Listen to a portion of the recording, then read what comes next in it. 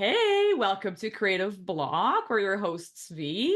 And Sean, we interview people in the creative industries about their life, work, and hobbies while we doodle jam. We asked people on our social medias if they had specific topics they wanted us to discuss, as well as some drawing prompts. Today, we're lucky enough to have with us Sevan Najarian. Welcome to the pod.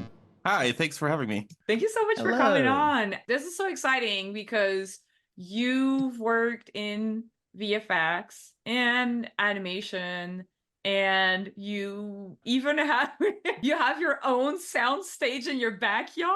Yeah. That is so cool. It's always every time I tell that story, people are like roll their eyes and like, oh, you just converted a garage. And then they come over and they're like, whoa, this is an actual sound stage. And then they're just surprised. And all the questions come in like, how did you build this? Yeah. Maybe let's start there. How do you have this? Oh, Did you inherit it? Did you No. conquer it? King of the Hill style. You killed the last person. Well, the year Trump became president, I was lucky enough to buy a house around that time, 2016, and my goal was, and I've always had like a green screen set up in wherever I lived. I've always made sure there was room for a green screen because I did a lot of that for Channel 101. And so I was looking for a place that had a room in the backyard for me to do the same thing. And originally I was like, oh, well, there's this house I'm buying doesn't have a garage, so I'm just gonna build a garage. And so when I found out all the zoning process with the LA City, I realized I was allowed to build a building up to 45 feet high. It's basically a whole separate house with an ADU up at the top. So I have a stage. It's about 20 by 20, 16-foot ceilings, full green screen, a bunch of steel decks as a stage. So it's almost like a small black box comedy theater. That is crazy. And we do like multi-camera streams on Twitch and Schraub Home Video, which is Rob Schraub of Rick and Morty. He directs a lot of Rick and Morty right now. He has his own like pirate TV network. It's kind of like UHF. Oh, sick. And every Sunday, it's SchraubHomeVideo.com. You could watch, and there's no VOD, there's no video on demand. So you have to tune in, and that's kind of the essence of what he's trying to create is like just tune in every Sunday and you could watch a whole list of stuff you won't really see anywhere else. So we did a bunch of like shows on that, real life sci-fi, action explosion. My wife was involved heavily on that too. So the stage has been used for a lot of things, mostly podcasts, mostly like green screen pickup stuff for my work. We did a lot of stuff on like Mystery Science Theater, so a lot of the pickups were done on my stage. And yeah, it's just been a great hobby. Like I really love doing every process of production, so from beginning to end. And one of my hobbies was like lighting, so I built a lighting grid and like bought a bunch of like random like That's so sick. lights just like secondhand and hung them up there. And like I have a full-on like iPad control of all my lights, so I could just hit a switch and everything turns red, hit another switch and it's all fully lit, stuff like that. So right now, I mean, the pandemic has been difficult for us, but also the strike really difficult for us. So right now it's just been sitting like not used right now unless we want to do like a karaoke night. So like it's basically our karaoke stage / theaters. We have a huge like projector screen as well. But yeah, it's been fun. It's been a dream come true, and I wish I had it 10 years ago when I was doing Channel 101 stuff, like trying to set up a tiny green screen in my apartment. Was not fun. How were you doing it back then? Like were you just kind of using like photographer type of, and also I want to ask you kind of, as a VFX artist, do you think it's like mandatory to have like a green screen space in your... No, it's not. It's a hobby thing because as an effects artist, you're not really your job is like, I'm a multitasker, so I want to learn everything. So for somebody like me, it's absolutely important for me to have the space to shoot, the cameras to shoot with, the talent around me, the funny people that write, and the people that, like, I married a voice actor, so like so I could do any cartoon I want right now. So like for me, I want every tool and I want every access, and I don't want somebody to tell me no if I want to make something. So my whole pursuit for the last 20 years of being in Los Angeles was to, I guess, get to the point I'm at now where I can just up and make a feature cartoon film or whatever on my stage. in a world where I feel like so many people specialize, like they Mhm. you become a storyboard artist and you do Mhm. that for 40 years or whatever. What made you veer off from that and want to be basically, when did you realize that you were curious about all of it, and how do you feel like that's affected your overall career, like taking this path? Yeah, I think it all starts back in 2003 when I moved to Los Angeles. We were introduced to Channel 101, which had just started. Channel 101, if you don't know, is a monthly film festival where it's mostly comedy, and it's also the only rule is to be under 5 minutes, and it should be a TV show under 5 minutes. And the Mm. audience usually will get to vote. The live audience votes on their top five, and then those shows get to come back in their next episode the next month. So it's a continuing like thing where you keep making episodes as long as the audience likes it. And if they don't, then you get canceled. So it's very much like every month you're put on the chopping block. You're struggling as hard as you can to get something done every month. 5 minutes doesn't seem like a lot, but it very much is a lot of content to put together. Sure, yeah, It yeah. is. So It is. Yeah, Sean and I were like both. I mean, I'm done with it now, but we've both been doing the 3 minutes smalls for Adult Swim, yeah. and even 3 minutes feels like, Oh, it's holy endless. shit, this For is so cartoons much work. especially. Yeah, Yeah. so when we Yeah. started, I came down here with Justin Roiland and Abed Gaith. Abed, you would probably you might know Abed. He's been around. He's the person that the Community Abed was based on. He's the real Mm. Abed. So Mhm. the character in Community is based on my friend from where we all moved down there together. So we as a team started creating 5 minute shorts. We were already kind of doing stuff like that, but we were like, we want to make cartoons for this because nobody was making cartoons. So then we submitted a bunch of stuff. And one of the things that hit really hard was House of Cosby's. We made the House of Cosby's show back in, I think, 2004 or something.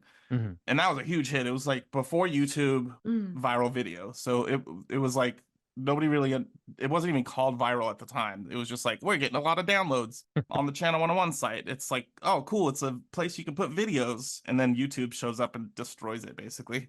That is so crazy. It's so funny that you bring that up because so you mean that I feel like especially for listeners right now, I mean, who've always known YouTube. So you're telling us that in the past, people Yes. would go on the website and download a whole video and then watch it.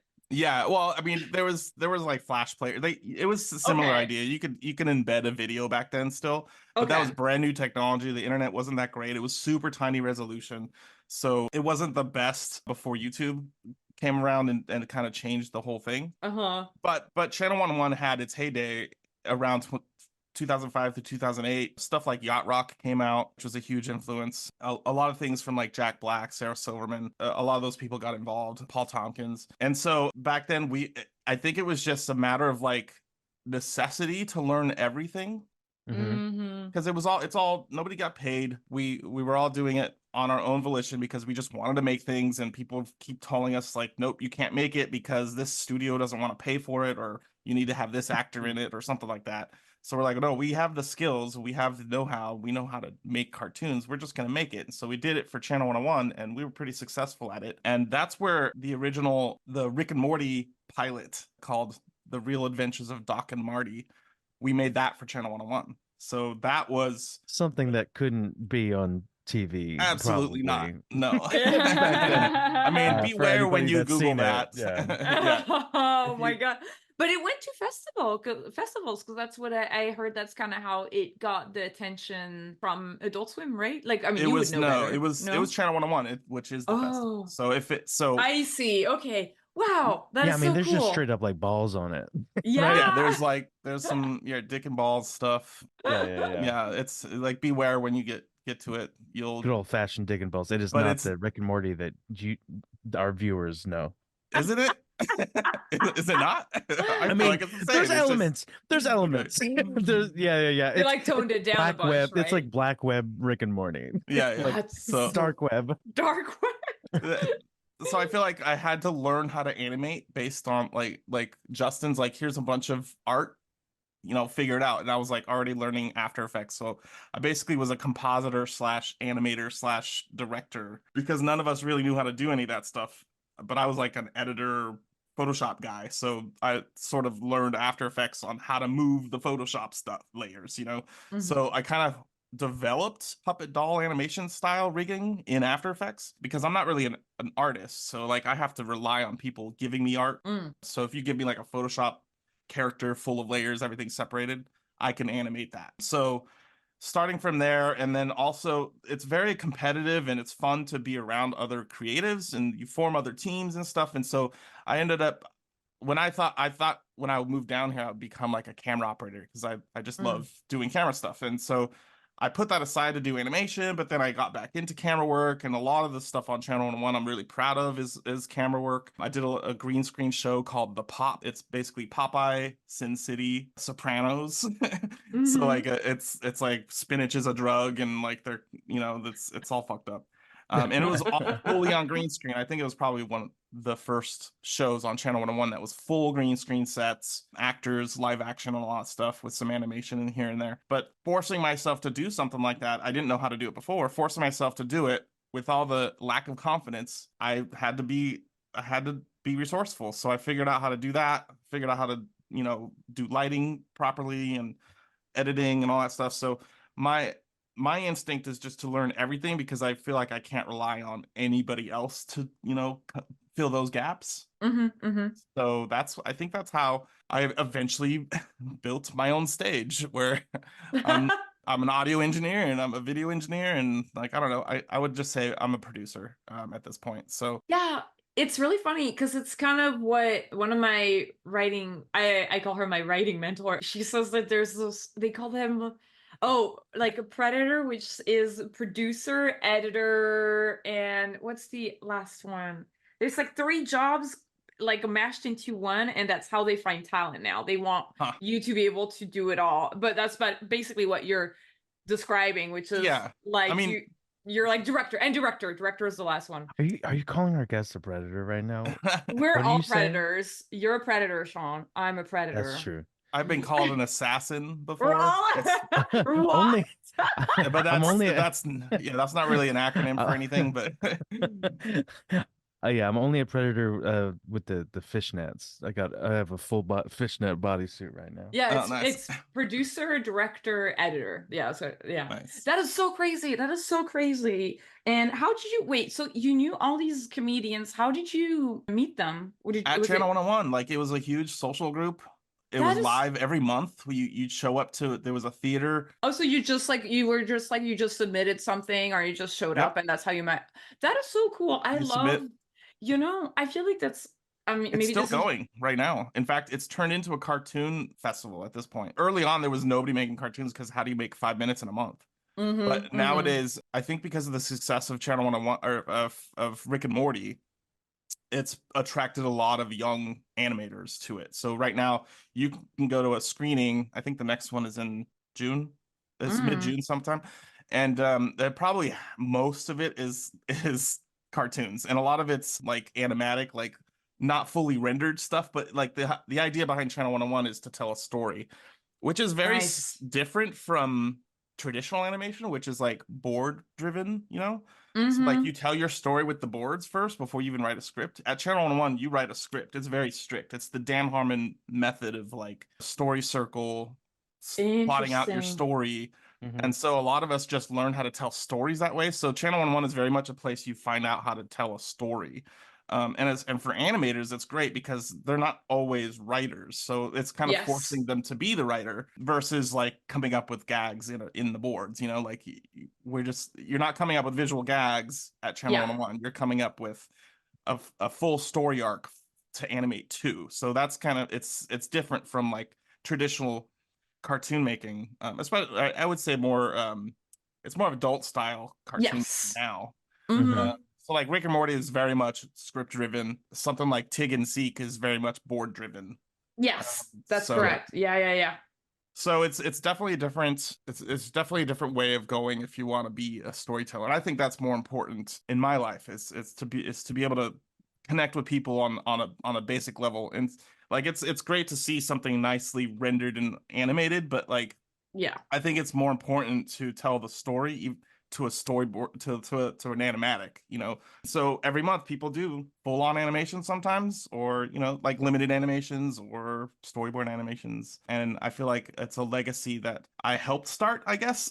Yeah, Because that's so awesome. And like, how did you do it the first time you submitted to Channel 101? Did you do it with a team or were you on your own? Tell us a yeah. little bit about how you found out about it and what was it like submitting for the first time? So yeah, a friend of mine told me about it. I just moved to Los Angeles, started working on the Sharon Osbourne show, which is like a daytime talk show, as Mhm. like a PA. So I was very much just like, let's do whatever I want. Let's do whatever I can to get into business or whatever. I'm green. Let me pay my dues and all that stuff. Mhm. So a friend of mine was mentioning that somebody went to film school back in Modesto, which is up north, California, Mm. which it's a farm town. It's where George Lucas comes from, and so it's very much nothing to do there. So moving to LA or San Francisco is the thing to do. But I went to film classes up there, and one of my classmates had submitted to Channel 101. It was a show called Sock Baby, and it was done with Doug TenNapel, who, if you know who Doug TenNapel is, he's Earthworm Jim guy. Hmm. And then their show picked out a Jack Black cartoon, or I think it was a cartoon at the time, basically canceled a show by Dan Harmon and Jack Black. It was called Computer Man. And we're like, whoa, that's interesting that you could do that. And so we looked it up, and it's like, these people are making exactly what we're already making. Like, we make short comedies, and we have our own website too with this. Like, we figured out how to embed video because YouTube Uh-huh. didn't exist. And so The Lonely Island were there too. They were doing the same exact thing. Like, they were putting videos on their website and like submitting to Channel 101. Tim and Eric were there, What? That is so and a whole crazy. host of people that are super talented that you wouldn't recognize their name, but they're super talented people like Dave Hartman and Scott Chernoff, Chris Tallman. A lot of those people were just like creating TV shows, like in the realm of a rejected pilot that Jack Black was in called Heat Vision and Jack. Mhm. That was created by Dan and Rob, who also created Channel 101. And so their idea was like, people keep rejecting us, and we just want to make it. We just want to make it. Let's just make it. And so they created a competition. And so when we found out about it, we're like, yeah, this is like kind of perfect for us. Let's just submit to it. We submitted something. They loved it. They wanted to talk to us. We went to the screening. We met everybody. We're like really pumped to like make another cartoon. And we made a couple other cartoons that were like, whatever. And then like third or fourth month in, we're like, let's make this cartoon about Bill Cosby and cloning the cloning machine that's like a house full of Cosbys. And so yeah, getting it, like realizing that we had an in to something without being anybody. All you have to do is show your talent was totally something that resonated with us. So from That then on, is we did stuff for like a decade over there. That is so cool. Like, honestly, yeah, it is kind of, it makes me think about how in our current day and age, a lot of people are missing like call them like third places, where it's just like where you can hang out in real life and connect with the community. And that sounds exactly what you're describing about Channel 101 seems exactly kind of like the kind of stuff people are looking for nowadays. It's And like cartoon church. Yeah, or like the old drinking draws that everybody used to have. Yeah. Yeah, yeah, yeah. But I think a lot of the pandemic kind of killed a lot of that stuff. So it almost killed Channel 101. I run it now. I'm on the board of directors. Wow, so And cool. so I just kind of oversee it, but my assistant runs the screenings. But yeah, it's been a struggle. Our submissions used to be like in the 150s a month, Yeah. down to maybe like 15 to 20 here and there Oh, nowadays. yeah. But it's still like, even though you have every choice to put your video and your cartoon up on any other platform, I think Channel 101 still has that legacy of like Rick and Morty, Yacht Rock, Chad Vader. Kicked in the Nuts was a really big viral show back in the day. That was by Mike Henry, who's the voice of Cleveland. Mm. And Oh yeah. so a lot of people have submitted, like, I mean, Tim and Eric got their start there. They were doing weird cartoons before their Adult Swim show. The Lonely Island were there making a show called The Boo, which is like Malibu. It's kind of like an OC spin-off, or like a parody. Mm. And then they developed like their whole style. I mean, they were doing stuff before, but like they developed a lot of their style that way before they went to SNL. So it was just like a proving ground for a lot of people. And Mm. getting to see an audience react to something you just spent a whole month on, like just turning it out, was such a rewarding experience, because even if they hated it and it was silent and they didn't laugh at any of your jokes, the rejection from that spurred you on to make something better the next time. Yeah.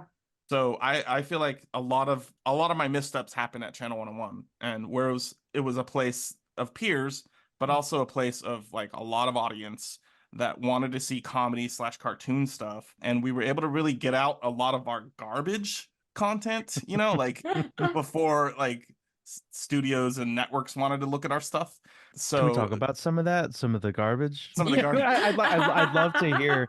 So, like, are you talking about like you screened something that just fell flat and then you never like you're like that is logged into the secret files. Yeah, I That mean, won't be. We will forget about that thing. well, they every month they only choose 5 new pilots to go into the screening. So you only have 5 chances to get into the show itself. So you have to make something that's worthy of, like, you know, entertaining on the level. So it's a great honor to get chosen at the very least. So a lot of people get rejected. I was lucky enough to not get rejected in the beginning, but then when I started just making my own stuff, like, I don't need Justin, I don't need Abed, I'll make my own thing, and I did, and it didn't get into the screening. Oh no. So there's stuff like, there's definitely ideas that I have that was like, I didn't bounce it off a creative partner, and it really kind of set me back creatively, thinking like, I'm not a writer. I guess I should just stick to like helping people shoot and animate their stuff. But I mean, that's something I learned over the years. Like, I'm definitely not a writer, but I think I can write pretty well if I apply like the Dan Harmon story circle. And that's something I was lucky enough to be around Dan a lot. Like, we worked on stuff together. We did this thing called The Most Extraordinary Space Investigations, and it had Sarah Silverman in it, and it was the dumbest thing, but it was like we pretended an apartment was a spaceship and a closet was our shuttle pods, and like we put on this silver like light fixture and said it was a space helmet and stuff like that. So, but like that didn't matter. Like the visuals didn't matter as much as the storyline. So Dan kind of got us all in a room. It was me, Dan, Justin, Sarah Silverman. And then we just kind of improv the show. As long as we hit all these story points, it made it a entertaining show. So that went on for like 6 episodes or so, and we just put the least amount of effort into it. But it was probably one of the funnest things I've ever done. Just knowing that you don't have to put a ton of effort in. It just kind of gave me the excuse to not have to sit at a computer for 100 hours to put out, you know, a cartoon.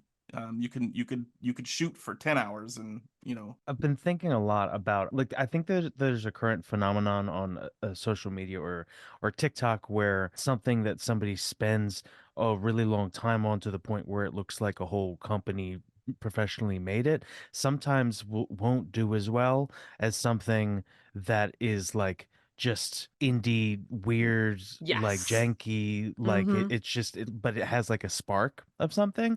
And that sounds a lot like what you're talking about a little bit, like making something and just like having it be scuffed. And do you have any opinions on how that resonates with people at all? Like the idea, you know, filming something and the closet is a spaceship and like, you know, like stuff like that. Yeah, I mean, absolutely. I think too many people talk themselves out of making things because they think it's too hard. And the lesson I learned on The Most Extraordinary Space Investigations was that you just you don't need to make it hard, because that's what's stopping you from actually making it. So like a lot of people will overthink things like before they even start pre-production or research. I'm a real big proponent of, if you think about something too much, your brain has already satisfied that the project is done, and so you Yeah. don't actually have to do it. Your brain doesn't think you have to do it, so you lose the motivation to actually do it. So in my case, if I have an idea, I don't try to flesh the idea out. I just start, you know, making props or like getting people together to like come up with ideas, or you know, I just start, and I don't stop until it's done, because if I stop, I feel like I'm kind of like a shark. If I stop, I'll die if I stop Yeah. moving. So I have to constantly be doing stuff.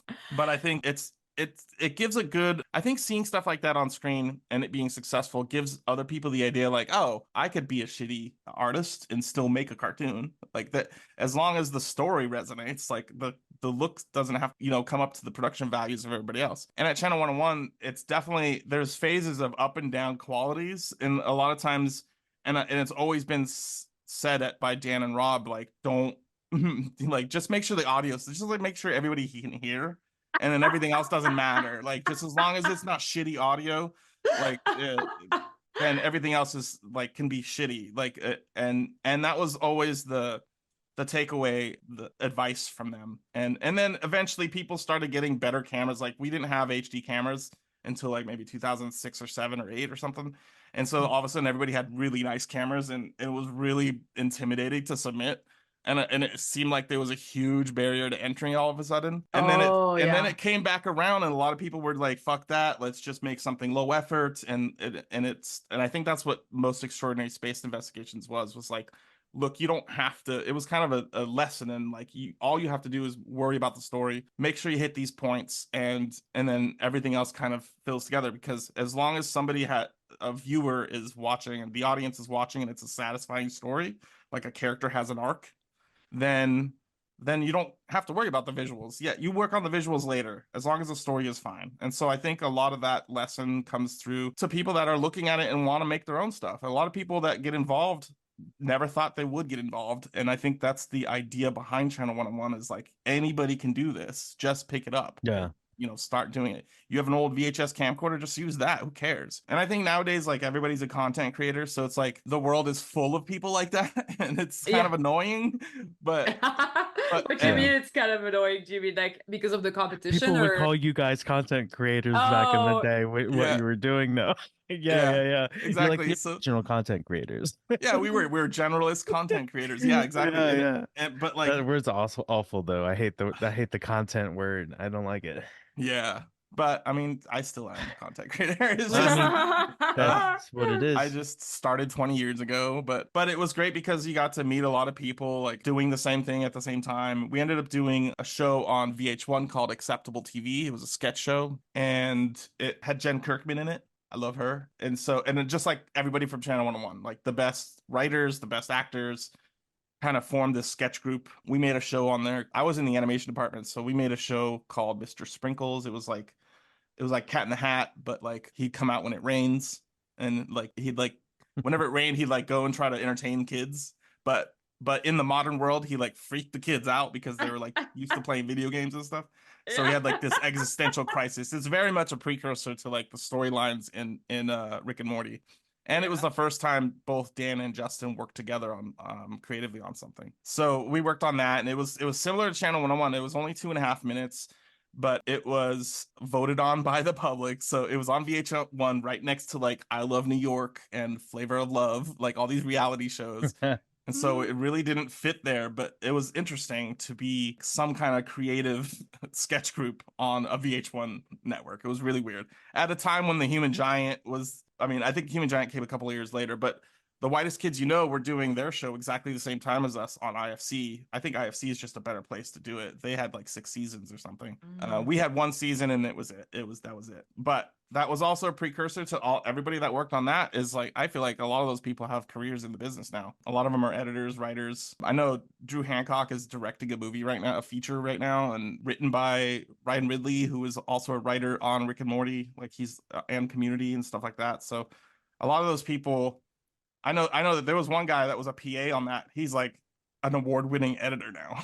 So like, yeah, I feel like I was around so many people at the beginning of their careers, and like they've finally blown up and blossomed, and a lot of them attribute their success to just the Channel 101, you know, network of creatives at the time. And it was really fun to be part of a group of people that just like made stuff, like stayed up all night. Like I remember I put maybe 100 hours. I had a full-time job, plus I put 100 extra hours off time to make a House of Cosby's episode. And it was grueling. It was really grueling to put work into that. And I think that's probably what it takes. Like you really do have to, you do have to, don't just go to your job, like get a job. If you're planning on getting in the industry, get a job as a PA. You're going to have to start there anyways. Just get a job. Doesn't matter what show it's on, meet people, go to the next job. Like, seasons end, and then the crew move on to the next job, and you just say, hey, can I come with you? And then on your off time, make what you love. make your cartoon and like generate content of your own and I don't know, submit it to festivals. There's nothing like Channel 101 anymore. It's totally a bygone era. But I think a lot of people looking to greenlight projects these days are looking for a proof of concept. So if you have something to show, it's a lot easier to pitch your idea to be like, look, this is my episode. And if it's something that you're constantly working at, I would say give it 10 years before somebody will notice, at least. I mean, I know it sounds like a bummer, but I really feel like that's how much time it takes to make any kind of waves in Los Angeles. It's like I a agree. lifestyle thing rather than like, hey, I'm going to get something made this year kind of thing. It's like, it's part of your life. You just have to live that way and keep doing it because you love it, right? Yeah, yeah. But And beware, your wrist will hurt.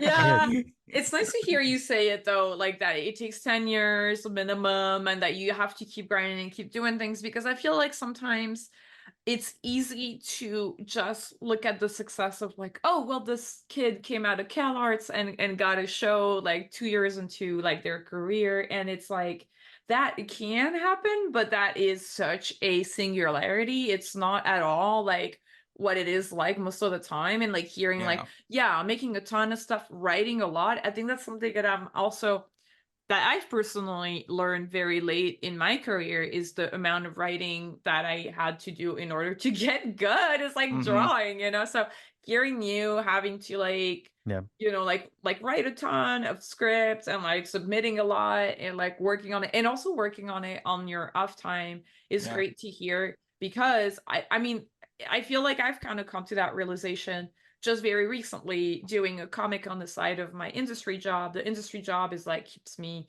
safe and stable, but the comic keeps me sane creatively. And I think that's kind of what it all is at the end of the day. It's like, you know what I mean? It's like if you're gonna do it no matter what, if you love it, you know, like if it's in your blood, you're gonna be doing it.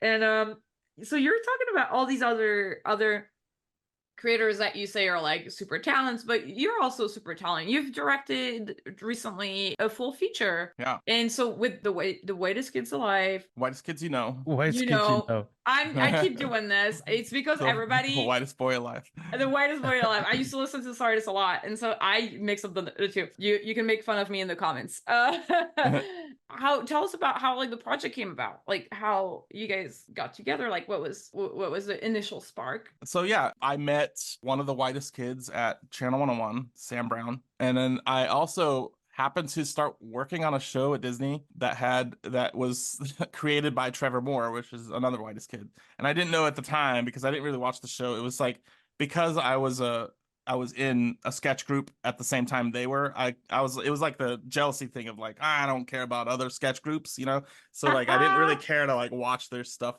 at the time. So I didn't know who Trevor was and I didn't really know who Sam was that well, but I worked with Sam a little bit at Channel 101. And then Trevor kept asking me to make like cartoons and stuff because I was a visual effects artist. My company does visual effects for TV shows a lot. And so there was a show called Walk the Prank, and it was like a it was like a half hidden camera, half scripted show for kids. And it was like all pranks and stuff. It's like Punked, but for kids, but nicer. It like, you know, kid friendly. And there was a lot of visual effects. And so I was introduced because I was in the comedy. I worked on like this Nick Swardson show as visual effects. And the director for that, Tommy Giannis, he's a prolific like comedy director. He went on to Walk the Prank and was working with them in the first season. And he brought me along because I was doing this thing at Nick Swardson's Pretend Time where between every sketch, we'd like zoom into a TV screen and it would go into the next sketch basically. So it would be like this seamless transition of going into TV screens. And it was very difficult to figure out how to do all that, but I did it. And the funny thing is Bob and David of Mr. Show would talk so much shit about that vehicle of like of like how hack that idea was. And then here I am doing something with one of the directors from Mr. Show, creating this hack idea as a vehicle for an entire show. And then we brought that idea to the kids show, and they loved it too. I mean, it's a really impressive thing. It's like, almost like a meme. It's like a meme, like a technique that turned into like a visual language across a bunch of different shows. That's funny. So Yeah.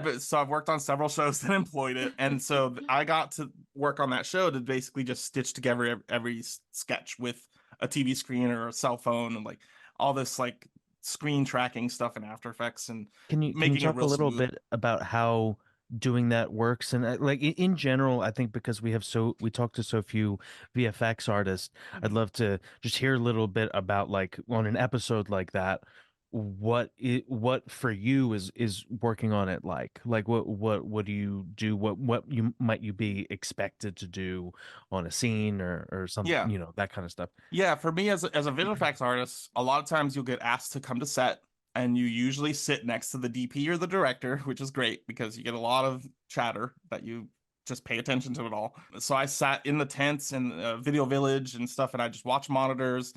Directors would ask me, how do I do this? How do I do that? Is it okay if I do it this way? And I have to approve shots in front of them before they even shoot it. And a lot of times, it Oh. doesn't sound as glamorous as you think because a lot of times I'd say, can we do it this way? And they're always like, nope, we don't have time. And I'm like, okay, I guess I'll make it work. But my job was a lot of times to just be on set and make sure that they shot things properly. If it needs a tracking mark on the, like, for instance, a lot of it was cell phones. So kids were holding cell phones, they were looking at something, and the cell phone would be blank, but I would have to put something on, like the sketch that comes later has to go on that cell phone. Right. So my job was to make sure they were holding it properly, if it needed track markers or if we needed to turn it on for any reason or if they needed to like type on it or anything, we have to put green screen on it so that you could green screen the fingers out. So I was there to approve those kinds of shots, and then once the episodes were locked, they would send me all the materials to actually finalize the effect. So they would send that footage to me and I would just bring it into After Effects. And at the time, I was doing it myself, but then I ended up having a whole crew of like 4 or 5 people for the last maybe 8 years or so. And so it just really became like a machine of doing those kinds of shots. Yeah. Just sitting in After Effects, it's just the same software you would use to composite a cartoon. I was using to composite TV screens and cell phone screens to make it make things seamless. And so my job I would say was to make things not look like an effect. So it Mm. would very much like erasing things so that it didn't look like they fucked up. Like camera people in reflections or things I still Ah. erase to Oh, this okay, day. okay. Like I do that all the time. Like, You're covering everyone's asses. You're and that's why I think it was great to work directly with directors and DPs, and they loved me because I made them look good. So like they're like, I want to use this take, but this guy put his hand in the way, and I'm like, I'll just erase the hand. And they're like, oh great, we don't have to edit around that. So my job was very much yeah. complementary to the top creatives, which was a very huge. Now I'm thinking about it now, I'm like, that was a huge advantage to be able to like work directly with those people. And so yeah, that kind of turned into just like working on Mystery Science Theater. Like I did all of post production on the last season. Like literally did like we took all the footage and edited and did all the effects and spit it all out and stuff. So everything you see on there I've touched. And And when you so say that you have a company, is it just you or do you have a couple people? yeah, when I bought my house in 2016, I did not, it wasn't just me living in it. I filled it full of desks and computers. I had 20 employees. Wow. I built the stage so that I can fill it with an animation team, which eventually we used for the movie Mars. So at that time we were making Mars. And so at that time I was working on Mystery Science Theater, something else for Starburns Industries. I did a lot of stuff for them. A lot of stop motion stuff we do. Mm. And also Mars, we were working on all that stuff at the same time. So I had about 20, 25 employees, including Channel 101 interns at the time.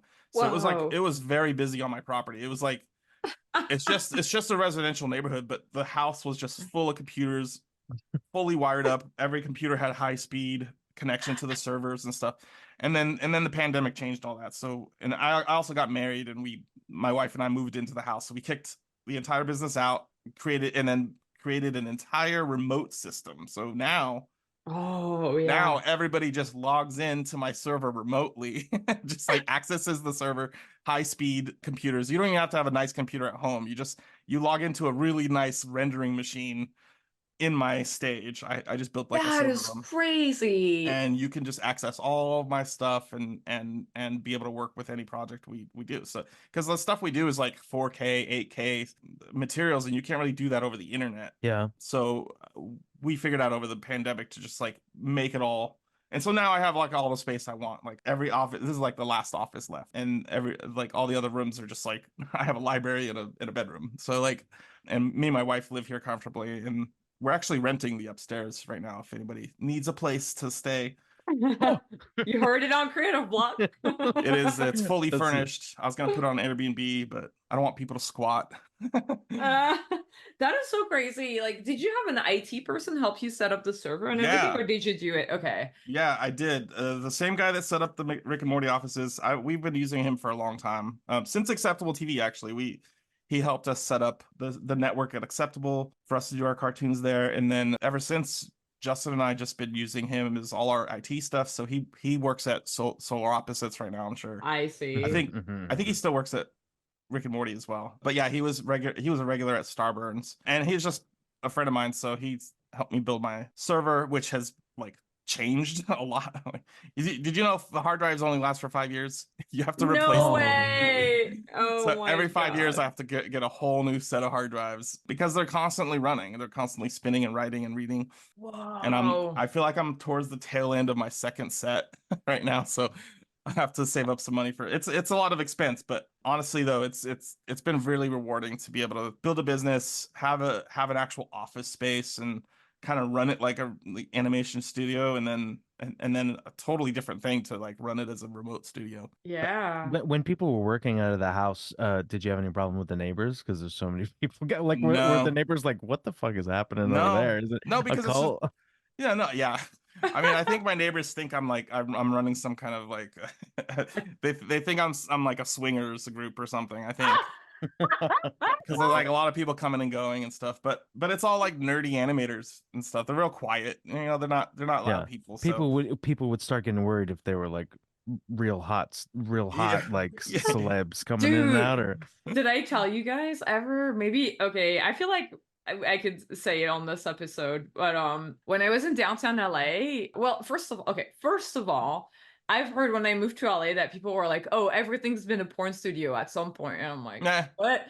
And then in downtown LA, the apartment complex I was staying at, one day my boyfriend comes to see me and he's like, I think they're shooting porn on the floor just above. And I'm like, you're crazy. What are you talking about? And then he tells me the story. He's in the elevator with these like older ladies that are like wearing nothing but a robe. And they're like, they were saying, maybe it's a life drawing session. maybe it's a Let's be lifetime session. charitable. But Yeah, then yeah. but then they were like, oh, I like that beer. And he was like, okay, because he was like he had a beer. And he was like, do you want one? And then like a guy kind of came in that was like kind of like behind the ladies, and he was like, nope, nope. They have a shoot coming up. Oh my goodness. That's funny. I don't know, maybe we'll cut it out later. But I Saucy. just thought that was funny. Saucy. No, I think it's probably fine. My friend had lived on the downstairs of someone who was very frequently shooting porn, and he used to tell me like it just gets weird. It just gets weird. It's just in the middle of the day. Yeah. But yeah. That is so crazy. I was thinking also when you were describing the studio, I was like, you know how like people were like mining crypto for a while. That was like with all your hard drives, like that could have been. Yeah. I That's what wonder. we're thinking about now is like I have all these computers left over. Might as well start mining Dogecoin or something. Not Bitcoin. Bitcoin's not Turn it worth it into a anymore. factory. Yeah. Yeah, like I had a friend over and he's like, "Whoa, this is a big space. You should breed rats." I'm like, "What?" What? Why rats? Because That's a he very was like, particular yeah, because creature. he's a snake hoarder. So he's like Oh, I see. he's like, I know so many people that would buy rats from you. You can That have the is space for it. so Just start your funny. rat market. Yeah. Did you ever think about turning your VFX to the dark arts and doctoring footage? Footage. That's Well, like ominous. like evidence. Oh, evidence. Evidence? Yeah. Stop! Get out No, of the here. You ever furthest thought I've gone for the dark was side? I actually was on a documentary called Private Parts. I was a talking head as a visual effects artist.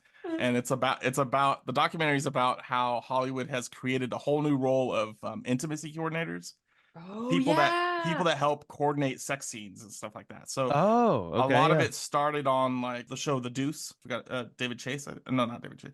the guy that did The Wire, he did The Deuce. And there's a lot of sex scenes in that. So they kind of created that role for that. And my role was on the documentary was to talk about how I clean up like nipples and like pubic hair and make people skinnier and stuff like that. So like that's probably the most I've done as far as dark arts go. Because in the documentary, I'm nipples. like, yeah, because you know you can't have nipples even if they're real. True.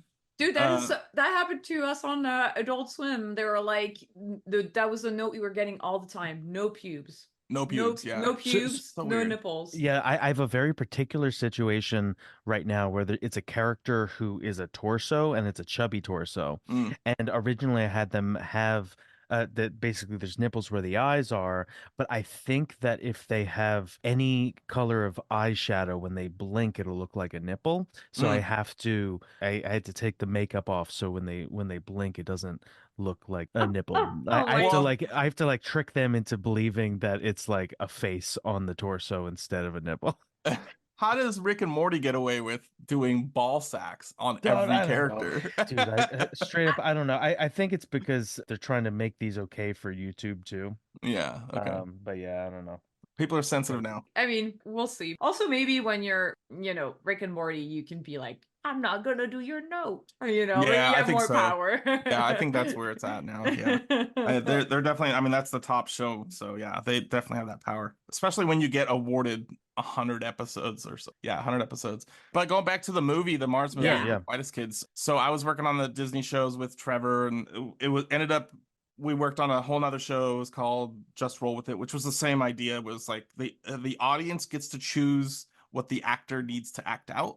It was like a weird thing. It was like a weird switch in format, but similar idea where it's just a kid show and you don't know what's going to happen. But a lot of effects happening there. There's a lot of green screen stuff. And then when the pandemic happened, Trevor called me and said, "Hey, I love your work. I like what you did with Fall Out Boy cartoon, which I made. It was called Mondo Trasho. It's on the Fall Out Boy official YouTube page. It was just like a 10-episode cartoon. So they saw that, and he was like, we have a script we've been sitting on for 10 years for the Whitest Kids, and it was supposed to be live action. It was supposed to be like a 10-part episodic thing. Can you make it into this a cartoon if we could fund it?" And they were already funding it through Twitch and YouTube. And so they were huge on Twitch every Saturday.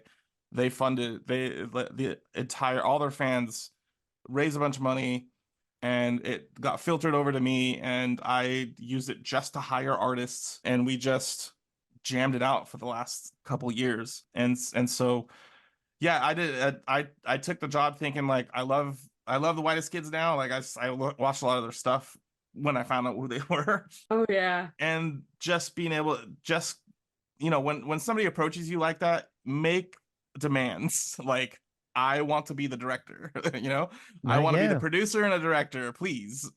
And give me a percentage or something, a profit share. Like, when you're making deals, make sure you get it up in front, in writing. I get the producer credit, I get the director credit. And I thought I was going overboard with that. And they're like, sure, that's generous. I'm like, okay, great, let me do it.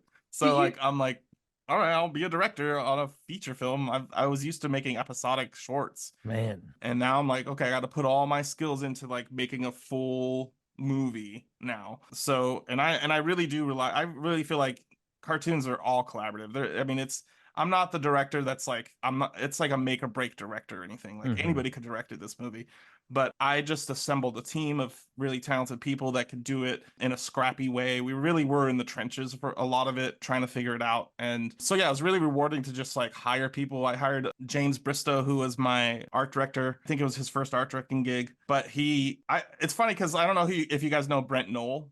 Yes. He's Brent a prop artist on Rick and Morty. Yeah, he has a YouTube channel called Bam Animation. I've interviewed him before. Yeah. So he and I worked on some stuff at Starburns together, and ever since I just been saying like, hey, do you know any artists to send my way? And he sends me like the most perfect artists that are like sick. Hungry, up and coming, don't have a resume really, but have a skill. And so he's like the kingmaker of sending me artists. So I found James through him, and so I was like, hey, you don't have the experience, but you do have the skill. Become my art director. So he art directed my movie, And he was a huge influence on it because, and I didn't know at the time, but he knew After Effects. And so he rigged he rigged every character's head like a full 360, all the parts, all the mouths, all the blinks, everything, full 360 in one little rig in After Effects. And so literally all you got to do is drag A slider. drag a slider, and it's like it's a full head turn, and then type in what numbers of mouth you want, and what, you know, change the, it's like a drop down list of all this stuff. And so he was a That's huge sick. influence on how we were able to make the cartoon faster That is so crazy. That and is so have cool. it have like full access to all the assets without it like trudging down the software. So, Yeah. and I'm sure, I mean, we have some behind the scenes of how it works, and I think it's an interesting thing we've developed that might be unique to our movie, because a lot of people don't make cartoons in After Effects. You know, you start it, you start with an animator, or what we used to call Flash, or using Toon Boom Harmony. And all my animators actually know how to use all that stuff, but I'm like, I have a team full of After Effects visual effects people, and I'm an After Effects visual effects guy. I don't really want to ask somebody to do something if I don't know how to do it myself, because if we run out of money, I'm just gonna have to do it myself. So I really made sure that everything was rigged in After Effects, where the last year it was just me polishing the movie, and I was able to just jump into After Effects and do whatever I needed. And my buddy Mike Green, who worked on the movie, he offered a bunch of help for revisions and stuff at the last minute. So it's just a matter of like finding the right people that can understand my style of animation, which is like House of Cosby's puppet doll animation. And also I hired a couple people out of Channel 101. Two people from Channel 101 had the exact same method of animation as me. So, and I think they said that they learned it from watching Channel 101 stuff. And so I almost feel like over the years, I trained them how to work on this movie with my own work. That is so cool. I love that. All my cartoons are basically tutorials on how to work on my stuff. Yeah, exactly. But I think that does make you the director, though. You said, oh, anybody could have directed that movie, but I don't think that's true, because you had to be the one who had like the network and know the people to connect everybody and to make sure that the pipeline was running. And like you said, like I think that's a part of directing that people don't really talk about a lot. A lot of directing is so technical, and having a network, and you had both. And even though you said it took a couple of years, but that's not that long. I feel like Spider-Verse took at least 5 years to make. Well, it's not the same render as Spider-Verse. It's not the same renders, but it's the same timeline. So you're it's like television animation for a film. But I think it's better than South Park as far as cartoon wise, you know, like animation. South Park is definitely like a cartoon I always bring up when I say like I think story is king, and that's kind of what you're saying with Channel 101, where it's like as long as the writing is solid, people will like get sucked into it. And I think South Park is definitely one of the ones that I'm like, well, it's hugely successful, even though it looks like just like little tiny, like I don't know, just kind of janky it's real janky. It started off as basically a stop motion piece, but I think I would liken my style of animation to like Aqua Teen Hunger Force almost exactly. It's like the same process as Aqua Teen. And I was able to hire people that like know those references, so like they were able to adapt. And there was a little bit of painful things here and there, and like a lot of waste of time trying to get people on board. But at the end of the day, I feel like it turned out great, and people love it. And it's going to premiere in Tribecca on June 6th, which is already sold out. June 7th is sold out. But the June 15th is still available to watch. If you're in New York, come on and see us. I'm sure there'll be a red carpet. All the Whitest kids will be there. I'll be there with my wife. My wife is also the voice of Tootie on Yo Gabba Gabba, which is coming back. That is so cool.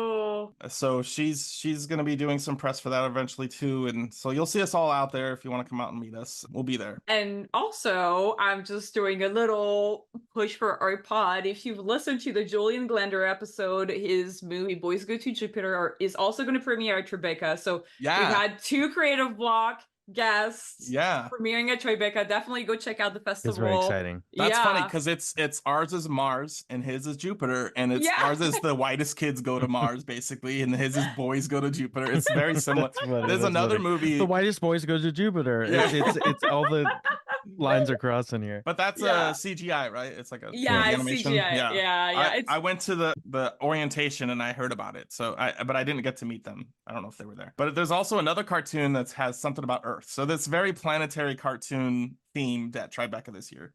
That is so interesting. It's funny how like there are like different kind of themes that come and go like in like the decades, right? There's like Yeah. all of us. I feel like we're kind of entering like kind of like that sci-fi. I mean, not that Boys Go to Jupiter is very sci-fi, but I feel like we're kind of in an era where we're thinking a little bit like about the universe, and then maybe we'll Yeah. go back to fantasy. I feel like fantasy was the last decade. People were kind of really into Yeah, because fantasy. everyone got back into Yeah. D&D, like Mhm. Yeah. mainstream style, and Yeah. yeah, Hmm. that makes sense.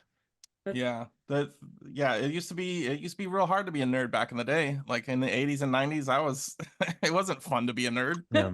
But nowadays, oh my God, it's just so mainstream. It's crazy. Oh, I wanted to ask about your relationship with streaming because I'm a live streamer myself. I think it's something that doesn't get talked about as much as the other kind of social media platforms, but as far as like community building and fundraising and as a method of like basically like, hey, like fuck everyone else, I'm making my own little TV show. Yeah. I'm personally I stream on Twitch, and I'd love to hear about a little bit of your experience and maybe how you got into dealing with that or your relationship with it. Yeah, I mean, it all kind of comes back to Channel 101 again, because Yeah. the pandemic forced us to not be able to do live shows for a bit. So we were scrambling, trying to figure out, and I wasn't really involved at the time, but my wife was. She was running it. So she was already doing this online survivor group game, and Mhm. and she used OBS a lot and stuff, and was doing some Twitch streaming here and there. She's a D&D streamer. And then when Channel 101 needed something like that, she kind of helped put them on Twitch so that we could do screenings again, so that people can continue to create monthly. So there is a gap in 2020 of Channel 101 screenings not existing, and then all of a sudden we have some Twitch screenings, which was very hectic and very challenging to do because It's live. It's it's hard, not a man. live audience. You don't hear the reactions. There's more people watching, and people have been for decades asking for something like that. Like they want to watch the show live, and so Twitch was around, and so she utilized it as a stream, and she got really good at OBS, and that's kind of how our stage works too, with like OBS and all that stuff, because of her expertise. And so yeah, she kind of pulled me into that world, and that's where I started, she's watching Twitch. Mhm. I was on a YouTube Red show. I worked on a YouTube Red show called Good Game, and it was the Game Grumps show. Oh, yeah. Oh wow. And that was my first introduction to Twitch and the whole idea. I'm like, what the fuck is this thing? It was so confusing to me. We were just supposed to like recreate like a Twitch interface graphically for the show, Mhm. and I don't think I understood it that well back then, but like that was my first introduction to it. So I started watching it a lot and realizing like, oh, this is kind of something similar that I used to do a long time ago. There was a platform called Live Video. I think it's still Mm. around, but it turned into like a porn site. But Ah, Live ah, Video was ah. like like a Twitch back in the day, and my friend Abed and I used to do a show on there called Almost Every Tuesday. It was basically a multi-camera webcam show. So I had like a little we didn't have stream decks back then, but I basically created a stream deck out of like the number pad on my keyboard. So switching cameras and stuff like that. But the bandwidth was so bad that it would just be Oh no. like we'd have callers and stuff, and they'd be like, it was just a lot of problems. Anyway, so now Twitch is so streamlined that it's easy for anybody to just connect and do a stream on that. So now the majority of my streaming happens off of Twitch, though. It's on Yeah. spotbonevideo.com, and really my job is just to facilitate the shows to make sure they go That's cool. well. But yeah, Twitch, I still go back to it and watch like Magic the Gathering tournaments and stuff like Hey, that. And yeah. yeah, my wife is very much into Dungeons and Dragons and Pokemon and stuff. So like a lot of that stuff, I was trying to develop like a Magic the Gathering show on Twitch that was like better than everybody else's, because I have the studio space and the cameras and Right, stuff right, like right, that. right. And we're not nerdy, and like we can actually hold a conversation and be funny and stuff like that. So I mean, we are nerdy, but like I And think we're allowed to still be stinky because you can't smell us through the camera. so I think so I'm still looking into doing something like that, like Cool. a Twitch stream. But I think with anything, like even Instagram, like you really have to play to the algorithm and stuff, and you have to really it has to be like a career at that point. Like you have to Yeah. stream multiple hours every day, almost every Yeah. day of a week in order Right. to get an audience. And even then it's like, how do you create, because I know one of the streamers I knew really well, his name is Frank Howley. He does like a video game stream. He also does karaoke and stuff, but he's really good at just like asking for money on Twitch. Amazing at it. And he gets these rallies going, and like, and he's like That's he funny. and stuff. So like he makes maybe 60 to 100 bucks a stream, and like people pay for his lunches and stuff like that. And like he puts so much effort into that that I'm like, I'm never gonna come up to that. Like it's just it's such a bummer to like not want to pursue something, Right. because I'm like, what's the monetary payoff at that point? The main way to get popular on Twitch is it's almost like animation. It's like an inhuman amount of hours. Mhm. It's Mhm. like a full-time job with no results for 10 years. Right. Like that's No it's sort of results. like that, actually, legitimately. I feel like all Yeah. social media for real, like, and especially now that Instagram's like algorithm, I feel like all of the social media that was working for me, like TikTok and Instagram, now, if you don't post every single day, it's like, boom, you're Yeah. done, you know? It's Dude. like, It's you know what yeah. though? It's some of my favorite community interaction though, because you're dealing with people that they're not just writing like maybe a comment like once every like 2 months on a post on Instagram or something. It's people that are like hanging out with you for hours, and Mhm. they learn about you, and they see the behind the scenes, and they can support you, and almost like in a busking like kind of way, like a live Yeah. performance kind of way. And I do find it interesting as sort of like an alternative to that sort of hustle of, I don't know, the Instagram hustle, I guess, that kind of stuff. Yeah, Yeah. but and it also doesn't really translate to like my network. I feel like, because I, at a time during the pandemic, I knew comedians in this, and I have a stage, so I'm like, hey, let's do comedy shows on live on Twitch, and like no comedian wanted to do that. Really? Yeah, Why not? because it's they don't want to record their set. Ultimately, I think they just didn't want to record their set. Uh Oh, yeah, it's because, it works better yeah. with sketch. Honestly, it Yeah. works. Yeah. There's the Everything Now show, I believe it Hmm. is a sketch comedy show that I was a live artist on one time, and they just run a live improv Twitch show out of a garage. And they just an award at the Twitch Stream Awards, and I Oh, think nice. it gave them a big boost, and got a lot of eyes on like Twitch improv comedy. Oh, that's good. Which is really cool. Yeah, because Twitch is very much dominated by video game playing, which is how Mm-hmm. it Right. started. But like it's very difficult to create like a talk show, or I like there's a guy on there that's like dressed like a frog, and he's like, ask me The anything. Advice Gecko, Yeah, right? Yeah. yeah. So like there, the stuff like that is great, because it's like it totally breaks up the monotony of just video games. Because Yeah. I'm not really a video game guy, so which is Yeah. shocking to most people that I tell. But like to me, I'm like, if I'm gonna spend that much time on something, I'm gonna be sitting at my computer animating, so I have something to show for it. Not to knock anybody that plays video games. My wife plays plenty of video games, but like Sure. for me, it's like I don't feel.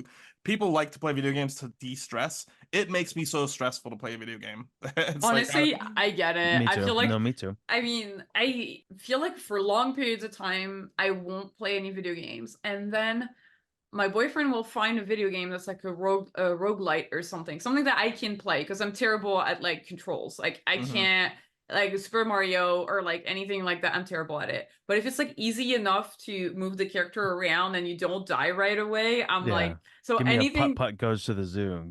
Give me a point and click, or like even low just like, stakes. there was a moment I was playing Magic the Gathering online for a while. I was like buying cards and stuff, and I was just like, what am I doing? Like, none of these cards are real. Like, but I get sucked into like any games that has like menus and like click and point, like point and click and like all that kind of stuff, I Oh my will God. do. That online the Magic game though is so it confuses me because it goes so fast. Like I don't think I could Yeah. play Magic that fast. Yeah. True. I have to read every card, and I have to remind It's like myself speed what they chess. do. Yeah. I think it's like when you keep up with the game and you know all the cards by heart, you Yeah. just see the picture and then you just instantly know. There's just so many cards. Yeah, that's the I thing. That's the one thing that I think with Magic is just kind of like hard, is like if you fall off the bandwagon, then you're like completely lost. You have to relearn yeah. everything. Yeah. Yeah, like I'm looking forward to the new Bloomborough set that's coming out, but I really love the Lord of the Rings set that came out not too long ago. Hmm. And the Wilds of Eldraine was, I love that. That set was great. The older set, the Throne of Eldraine, oh my God, it's so grindy. The games take forever. I hate long games. And they created this whole like commander thing Yeah. that like makes everything so much longer and like, It's true ugh. that I played with a couple of, sorry everybody, this is the Magic the Gathering tangent, but like I played with a bunch of my friends recently, the Commander style, but it is fun when you're playing with a bunch of people. So you're playing, Sure. because I've always played just one-on-one, but when you play and you're like 5 or 4 people, it is kind of fun, but it does take a long time, but it's pretty fun. Yeah, it's so funny. Yeah, but as far as streaming goes, it's not like a huge thing for me. Sure. I think it's just like an extra outlet to produce like a TV show that's like has an audience, I guess, like an instant audience. Sorry, I'm actually I guess I can't draw and talk at the same time, but I'm trying to No, draw. you're good. You're good. I'm trying to draw like my mouth pack. Oh Oh yeah, yeah, yes. yeah. Yeah, that's an awesome way to visualize that. Yeah, I want to see. Yeah, that I'm terrible at drawing, but I think this mouth sucks. Yikes. Also this like the Jamboard app, so for anybody listening right now, I'm so sorry to announce that Jamboard is actually gonna leave us in October, Oh, and this amazing software that you've all watched us draw on for over 3 years now is gonna be gone, but I'm maybe it's so for the happy. best. You're so happy. I hate it so much. I'm so this program is so it's yeah, I mean it really is very primitive. It's like MS Paint. But I yeah, know this V loves its simplicity, so this is the first time I'm using it. It's so funny that it's so funny that Sean, you were like being so kind and nice, and for a whole like entire fucking year you were like, okay, I guess we'll draw in there.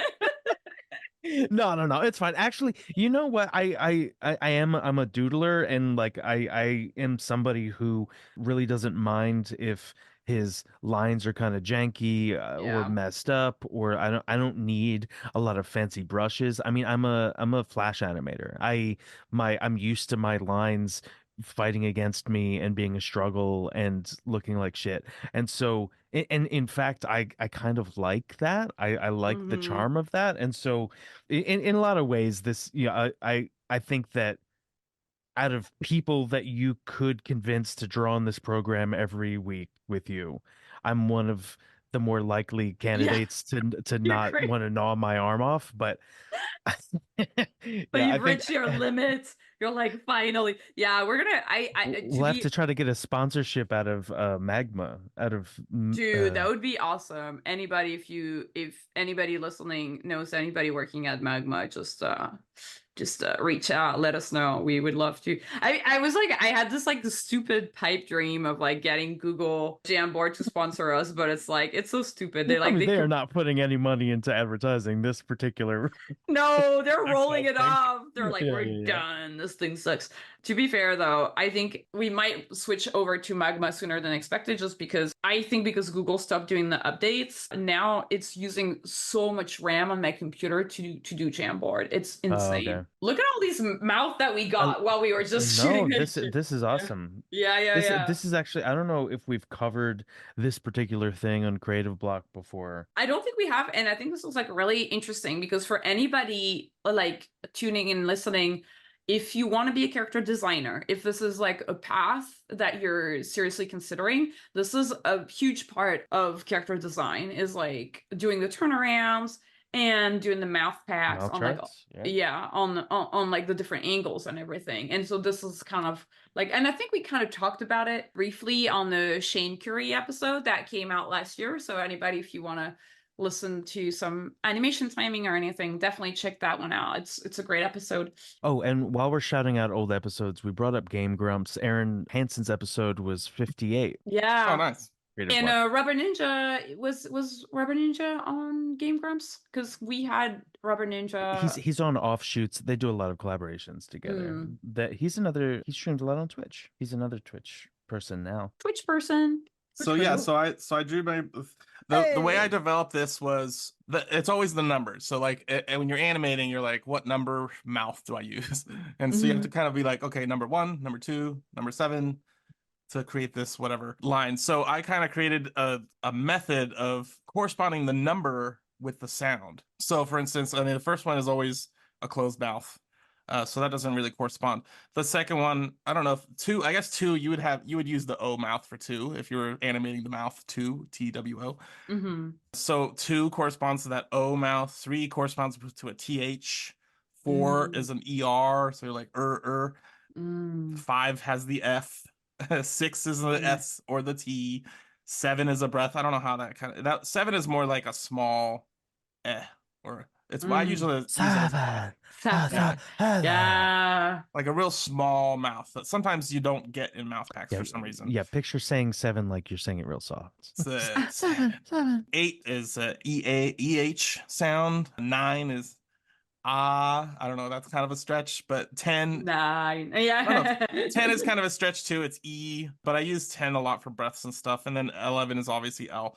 And then 12 is, I don't usually have 12, but when you're working with Justin Roiland, you always have that like ball mouth, like Yeah, the old testicle looking droopy mouth. mouths. Yeah, the Yeah. Yeah, droop yeah, mouth, yeah. which sometimes I use as a P. Because you don't usually get P mouths in a mouth pack. You'll use like the number one.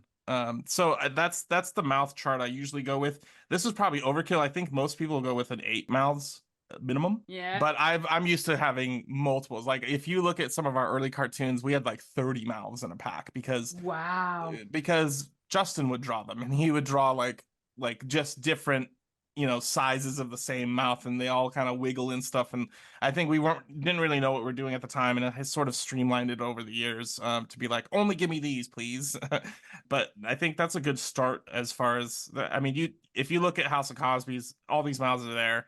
And if you look Mm. at Rick and Morty, I feel like all these mouths are in their pack at this point. Season one, they wanted to hire me because they weren't happy with the lip sync. Because my thing is I don't know. I think I was really exact with lip sync, and a lot of animators, I mean, Mm. it's aren't exact. And Mhm. so when they Yeah, were it's sending tricky. stuff to Canada to be lip synced, it was coming back, and Justin was like, "I don't like this. I'm used to my friend doing it. Can you just hire my friend to do it?" And they they didn't want to hire me to do lip sync. They wanted to hire me as a compositor, but I was Mhm. already starting my effects business at the time, so I couldn't really do it. So I literally turned down a job working at Rick and Morty season one. But I did kind of teach them what my mouth pack was and what made it successful, and like kind of this is the kind of mouths Justin's probably looking for, and I think they finally nailed it. So I think Yeah. I could say the mouth sync accuracy is probably stems from this mouth chart, I think. On the opposite side, I actually don't know if I've ever talked about this.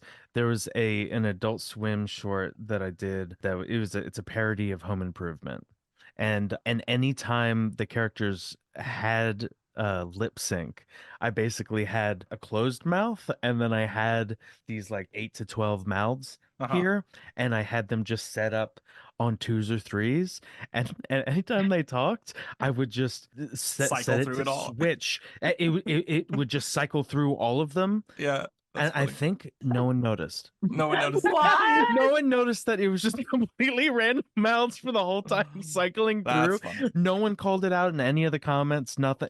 And I was That is like, so maybe funny. people are so used to watching like anime and having it not like totally sync Yeah. up or something. But I was like, man, why am I not doing that all the time? like Yeah. I mean, it's really fun to have very particular performances have like really funny mouths, and it made me realize that like maybe sometimes I worry I have to check myself about how much people are focusing on that. But I've also been on projects where the lip sync is the only animation note that people that like a client will give, and that's like their main thing that they're focused on. They're just looking at those lips.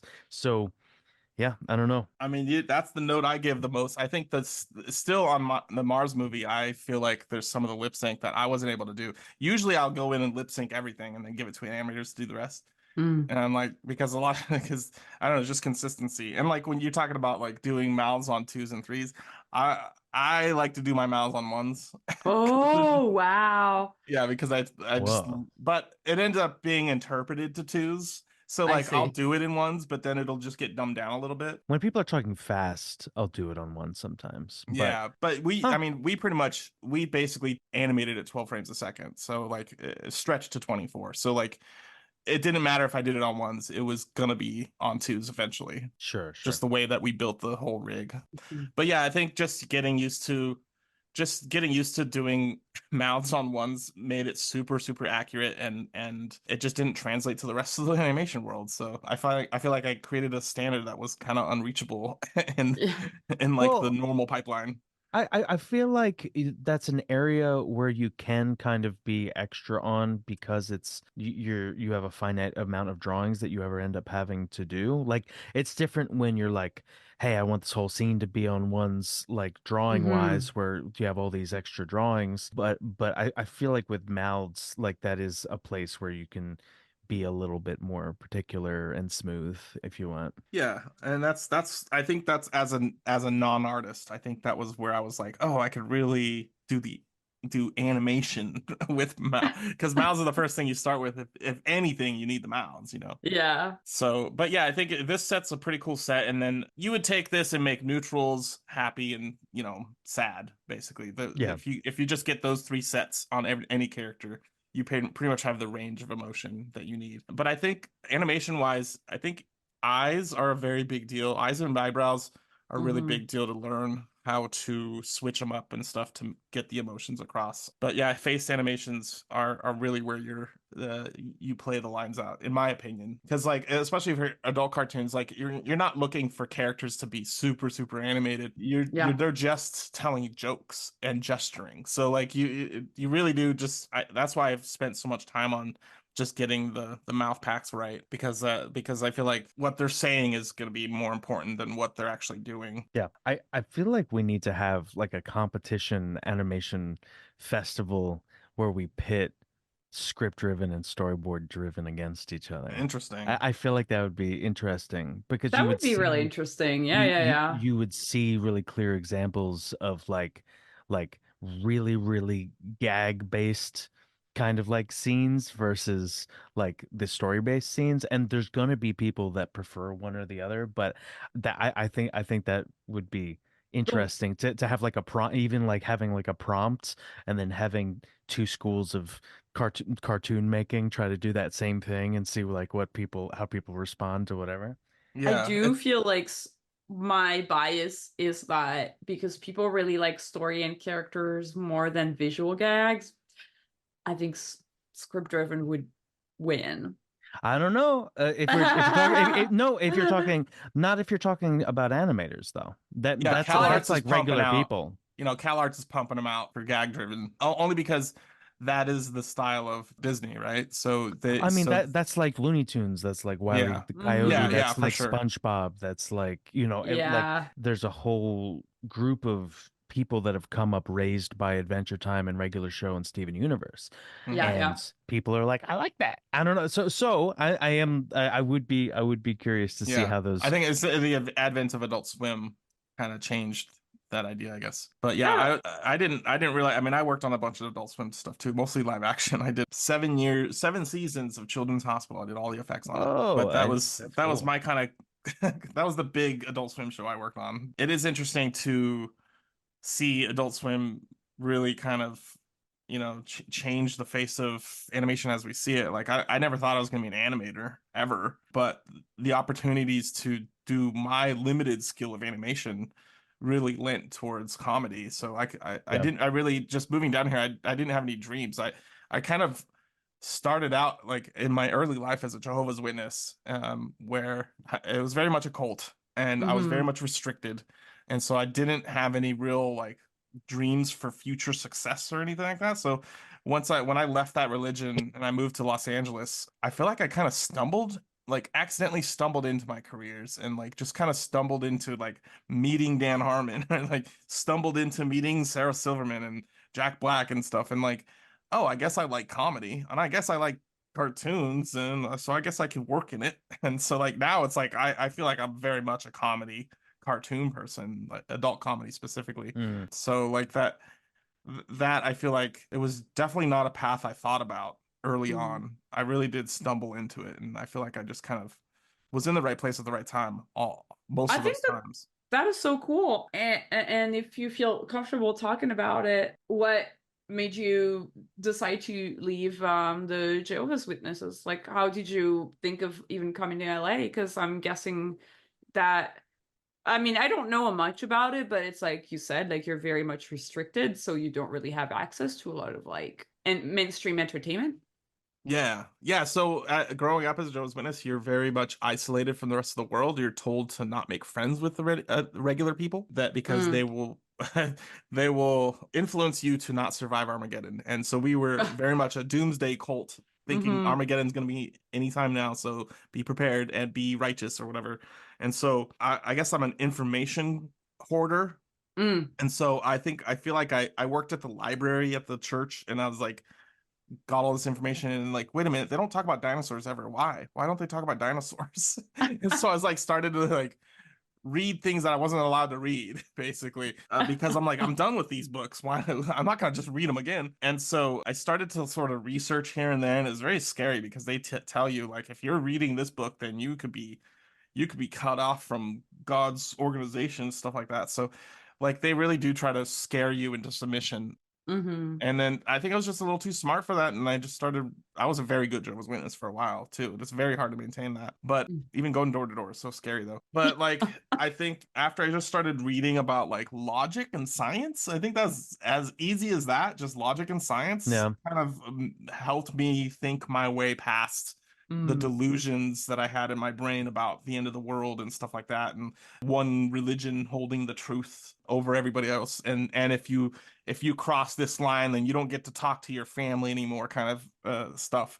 They really were just like creating like a fence where you can't sit on it. You have to be on one side or the other. Mm-hmm. So I think when I started going to college, which was a no-no, you're not supposed to go to college back then anyway.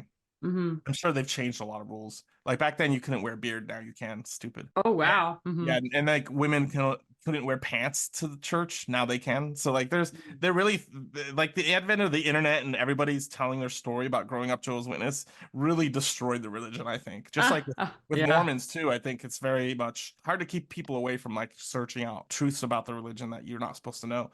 So, Mm-hmm. and that was back when the internet was just starting too. And I'm like, there's no content about other like things that are critical of the religion. And so I found this one documentary. It was made by a Christian, another religion, basically trying to get you to be like, you don't be a Jehovah's Witness, be a Christian, kind of thing. So I watched that and I'm like, oh God, I'm gonna have a huge crisis about this because like they're saying a lot of things that I never do. And thankfully, I was friends with Dan Harmon at the time, so I sent him, and he's like, "This is I love him to death for this because I sent him that documentary. I'm like, I'm having a crisis. You tell me if I'm crazy after watching this documentary." And then he wrote back the most amazing like diatribe about like don't feel like you should be beholden to like a doctrine. And like Mm-hmm. you're not crazy, and these people are not gonna control you if you don't want them to and stuff. So I read that email back to myself every once in a while when I get some Oh, doubts and stuff. But Mm-hmm. it was such a I'm so thankful for him to have done that for me, and I think that helped me through all the guilt and the shame of thinking like I'm abandoning my family. Oh no, my Mm-hmm. family is stuck in this thing. How do I get them out of it? And like being shunned is a real thing Mm-hmm. and stuff. So yeah.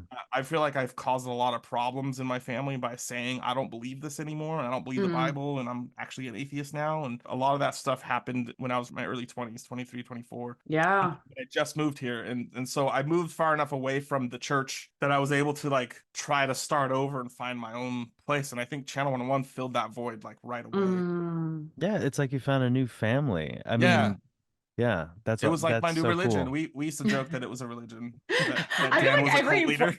yeah, improv groups and stuff like that, or like they're always like that's the number one joke. It's like, oh yeah, yeah, it's not a cult. I mean, animation is kind of like flagellation or whatever, like where they're Yeah, hitting yeah, themselves on self-flagellation. people. Yeah. Yeah, people are hitting themselves on the back with a whip or whatever. It's sort of like I feel like there's gotta be some like trance state, kind of like I'm going into the animation space and like, Yeah. just like there's something about it. We're doing like we're like mini creation gods, like we're Yeah. creating little worlds, and Mhm. that's something religious about it, maybe. I think the good thing out of all that though is that it kind of gave me an imagination because so you'd sit at because we used to go to church like so often, three times a week, 1 to 2 hours each time. And like it really is just a way of me kind of disassociating and coming Yeah. up with imaginative things. And so like I really like there's a lot of art in their books too, like the fully drawn, fully rendered paintings of like Bible times people, and like I would go in and like put talk bubbles and like kind of create like a story based on the anime, like like so I feel like I was sort of training myself to be an animator at that point and Mhm. have a good imagination, have like a dark sense of humor and stuff like that. So I feel like that's the advantage I had from having, I don't know, 20 years of indoctrination into a religion that's so stupid nowadays. It's like nobody should ever get involved with it. It's such a I don't know. I don't know what it is. I don't know what it is now because they've gotten a lot of shit because of a lot of pedophilia stuff goes on there. And Mhm. it's kind of a gross place at this point. And like if you go to a church nowadays, it's just a bunch of old people. There's like nobody young there. It's like there's so there really isn't like it's a bad place to date, you know, like because they want you to not date anybody that's not Jehovah's Witness. And so like it's not a very good place to like for community Hmm. for young community in the age of the internet. And nowadays like there's so many YouTube pages of people like I'm an ex-Jehovah's Witness and this is why I left, and like there's plenty of that now where anybody can find the answers they're looking for, and I had to search so hard and far to try to figure that out, and I was lucky just to have somebody Mhm. like Dan Harmon who was he grew up as like a child genius. He Mhm. literally was ahead of ahead of academically ahead. Mhm. So he is a very just a trustworthy source of like information sorting in my mind. It's like I have all this information that fucks me up. Dan, please can you like sort it for me and like can it give it Mhm. back to me in a succinct way? And like tell me your story circle about this religion, please. And he did. Tell me a So story circle about my life and my motivations going through my character development in my own story, please. And That is how do I end? What's my yeah. climax? Yeah, what's the Yeah. ending? I have a third back problem right now. Can you please help me out? What's the end of my hero's journey? Yeah. Yeah. So that I mean that also got me into mythology and stuff. So like yeah, Channel 101 really helped me like get Yeah. into like comparative mythology with Joseph Campbell stuff, and like that's definitely a big influence on Dan. And it just kind of made me realize like, oh, these stories are not throwaway at this point. Like I don't mind that I know the Bible as well as I do. You know, like Mhm. it's very embarrassing at first, but like now I'm like I think a lot of my art's gonna kind of go towards like religious stuff. Like I'm a very big fan Mhm. of Darren Aronofsky and the way he does stuff like Hmm. The Fountain. The movie The Fountain is like one of my all-time favorite movies, and it's very much deals with like the fountain of youth and stuff like that, and just death and despair. And so I think a lot, and I've written scripts about like my experience with Jehovah's Witnesses, and if if the Jehovah's Witnesses were right and Armageddon actually happened, like I have a full feature that I wrote that's kind of is like that, and I almost feel like it's worthy of an animation.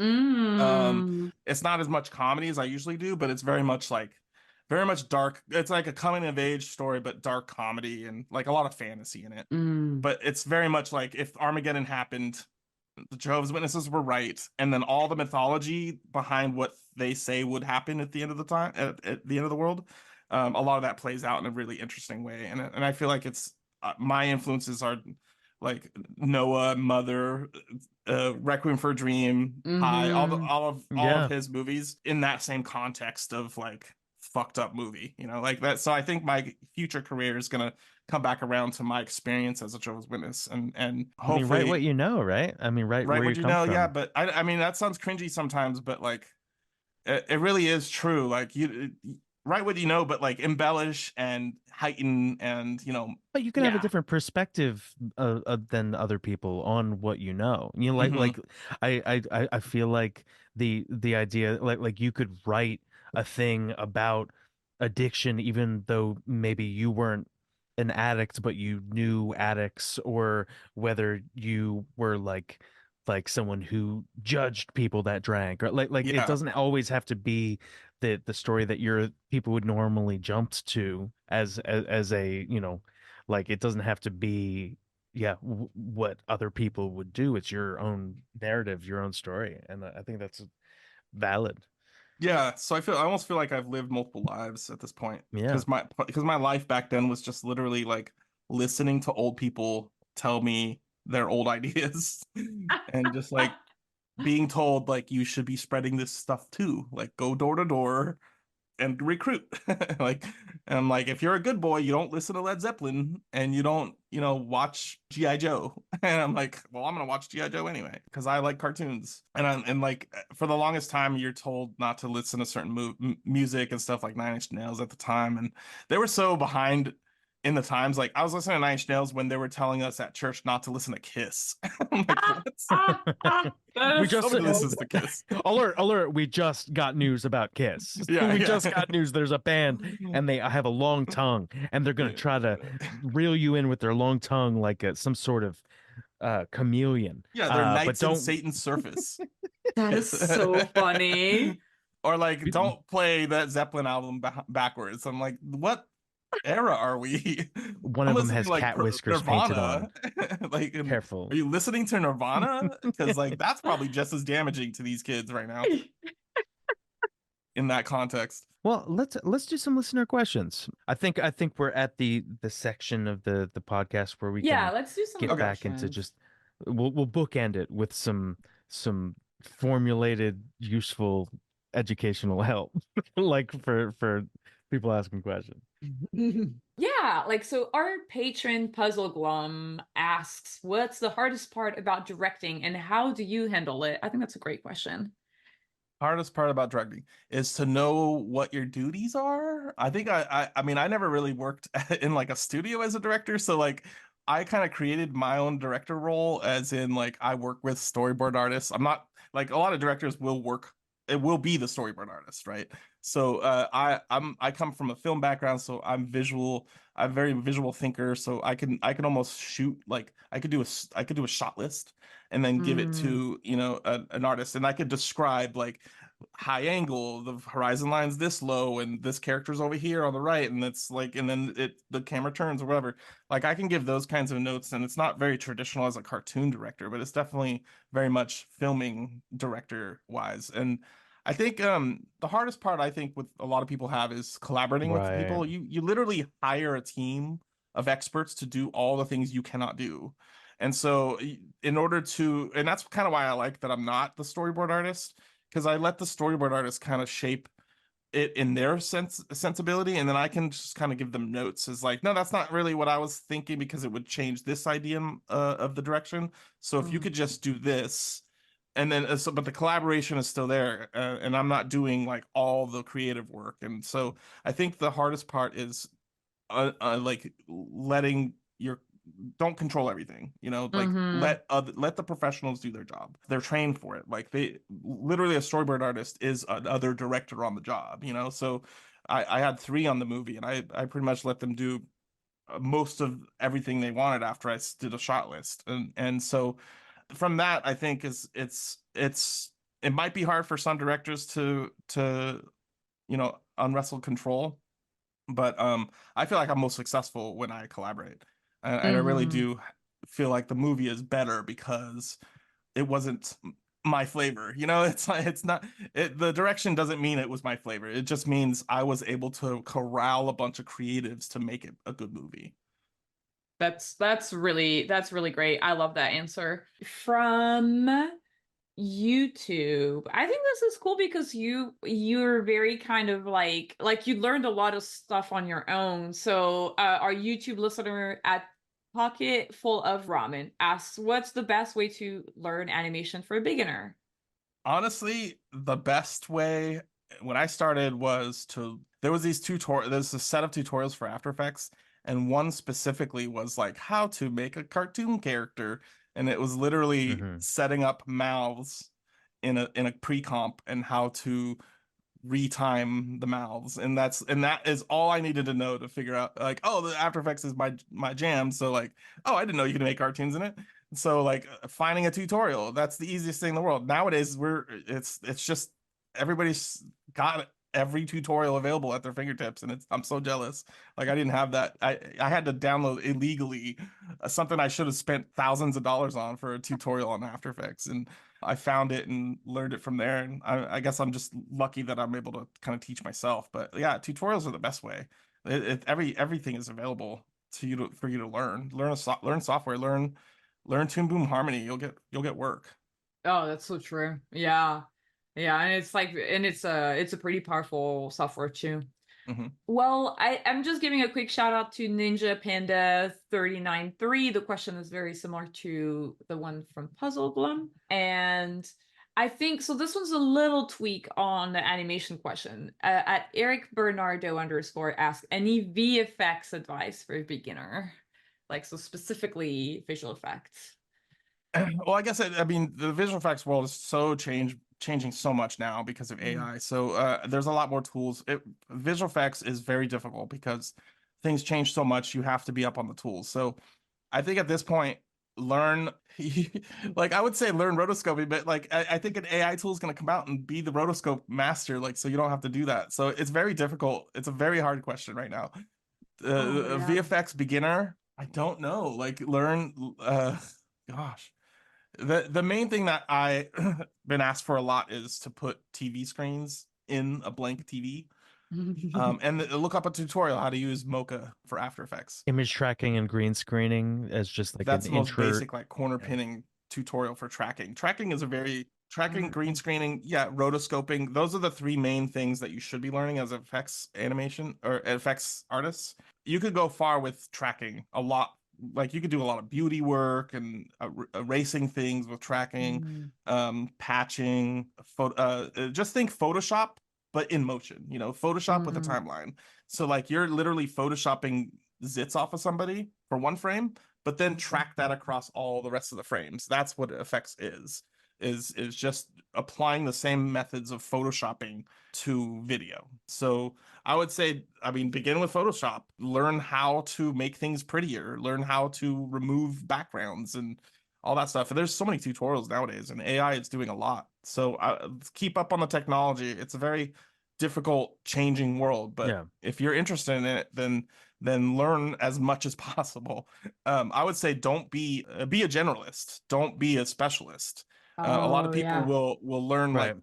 I'm a rigger in a 3D, you know, I'm a Maya rigger, or I'm you know, I'm an animator of just like I animate in Blender, like which is great. Like Blender is a great tool too. I learned how to animate in Blender. It's a great tool. So I did a little bit of CGI here and there, but I'm not a modeler. So like I have to have so maybe another advice is to have friends that can do it with you. So one person that's good at modeling can give you the model to rig and then give it back to this person to animate and then give it back to you to composite. So like learn parts until you can learn it all. I think it's good to learn all of it, but it's almost impossible to do all of it. Yeah. You have to be That left and right brained to do it all. Like it's just very difficult. So start with what interests you, but then you know broaden it out and just kind of learn all the process so that you can be adaptable. Because I think studios are looking for adaptability. They're looking for that what predator? They're looking for that predator. yeah, the producer, Yeah. director, editor. I feel like that's yeah, I think that's true. At the end of the day, they want like somebody who can kind of like do it all. And but that is for the creative. I would say that would be for a high ranking creative position. I feel like on a crew, you still need people that are but yeah, kind of depends on the full career. But Yeah, I think it depends if But most of the time when you start out, you're doing freelance where you probably have to do multiple jobs yeah. and you're getting scrappy. Like I yeah. think it's only when you find that like career position at a big studio that you end up narrowing a little Yeah. bit. Otherwise, you're Hmm. sort of like And I yeah. think that's where coming like doing your off-hour stuff to Yeah. continue learning other things besides what your career is important. Yeah. But yeah, always change. I mean, don't get comfortable.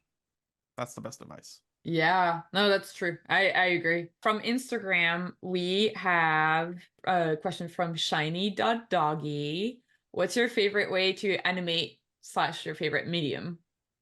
Also, what up, Lisa? What's up, Lisa? She does my Instagram. So yeah, I think we covered this. After Effects is very much Yeah. my tool of choice. What in the movie we were trying to figure out a way to just get vector art.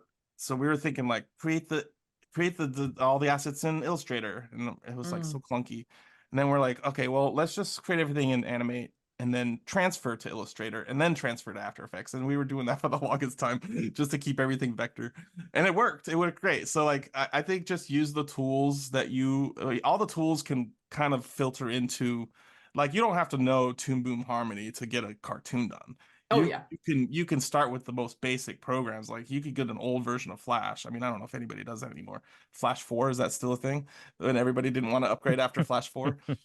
So like you can start using Animate or Animator, and then transfer it to After Effects to composite. Like that's mainly, I finish everything in After Effects just because it gives me full control. And I think all studios finish in After Effects too. Like the Mm-hmm. compositing process is the last process of putting the background. You don't do panning backgrounds in Animate. Nobody Mm-mm. does. Because it just doesn't look good. So you have to bring it Sean in is After laughing. Effects. And I do it, but I'm not yeah, a you put studio. your Swift files into After Effects, like just create the Swift files, bring it into, Premiere even, I think probably does it. So like yeah, After Effects is my way, but it's definitely not the normal way to do animation. I create paper dolls in Flash or Illustrator or Photoshop, and then it comes into After Effects, and I rig it there, and then from there I move the characters, and time it out, in the way that I know how to do it. And that's just because I become fast with it with visual effects. So it kind of, my skill kind of translated to, compositing in cartoons. But like you could literally do a whole cartoon and animate. It's not industry standard to just in there. So Yeah. For sure. yeah, it's that's my favorite medium for sure. And I don't know, I look at other ways. Like I like stop motion animation and in camera stuff too. So I look at a lot of rotoscope thing, like like traditional rotoscoping, like filming an actor and then rotoscoping them. I've done that a bunch. Mm. Um, and that was just in Photoshop. So like just use all the tools available, every tool that's available, and just Adobe has got all of them mostly. So That's true. just get an Adobe Cloud The license, or empire. yeah, and Toon Boom, they'll start courting you if and give you a deal. They'll call you Yeah. up and say like, "Hey, I know our prices aren't published, but I can give you a good deal on Toon Boom." That's awesome. And finally, Quits Life asks, can you unpack the story behind Messy and Moosey? Yeah. Also, what was it like transitioning from Channel 101 into full-time production? All right. So Messy is, I've mentioned this before. It's called Most Extraordinary Space Investigations. It's the show that I worked on with Dan Harmon and, Justin Hmm. and Mhm. Sarah Silverman, for Channel 101. So, and then we did a spinoff on the audio version, Frequency 101, called Mussy. It's mostly underwater sea inquiries. So it's basically, instead of a ship full of people, in space, it's a submarine full of people underwater, and we go on missions, and the whole idea is to tell a story in the story circle. So the original intent was like, we could be drunk and high and still make this movie.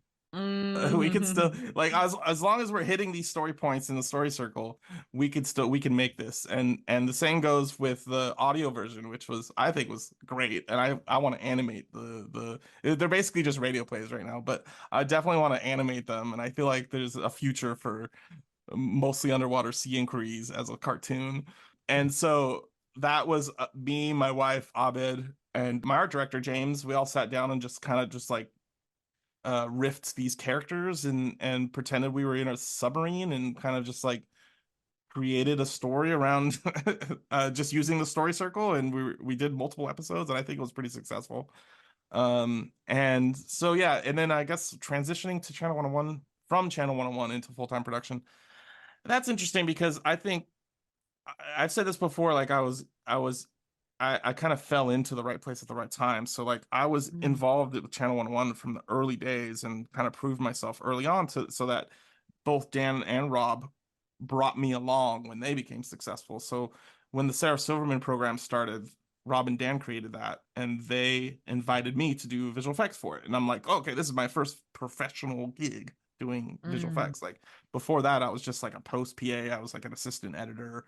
I worked in Avid on daytime talk shows and stuff like that. So this was my first time doing comedy, doing art, doing visual effects. And I proved myself in that form, and I all of a sudden became a professional visual effects artist and moved on to doing a bunch of Adult Swim stuff, including Children's Hospital, which Rob then brought me over. So transitioning is a matter of networking, from doing something from like, you don't want to get pigeonholed as somebody that makes things online. Like back in the day, a lot of people were like, I'm a YouTube creator and I make this YouTube show that's very successful, but they've never broken out of that. They never broke out. They never broke out of it to the industry. Yeah. They never translated that into like actual network work. You know, like they're still making stuff on YouTube because their network was small, and so they didn't broaden out and find people that could, you know, lift them up, bring them out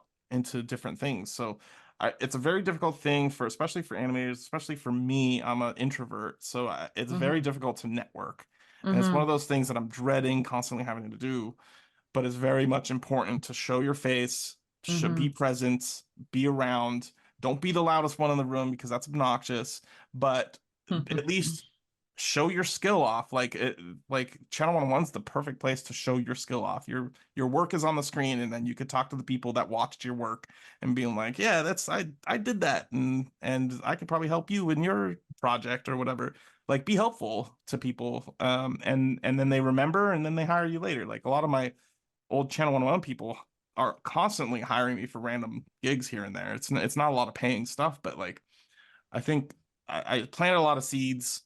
A lot of people know me for what I do, and so when they have a need in the future, they bring me along, and all of a sudden there's a budget, and like you're getting paid like regular rates, where it's actually, wow, this is a sustainable career if this happens all the time. But you know, like you really do got to plant a ton of seeds for it to be sustainable, unless you get on a, like I could have been lucky enough to be in a Rick and Morty compositor back in the day, but I I turned that down. And But I think it was a good move still.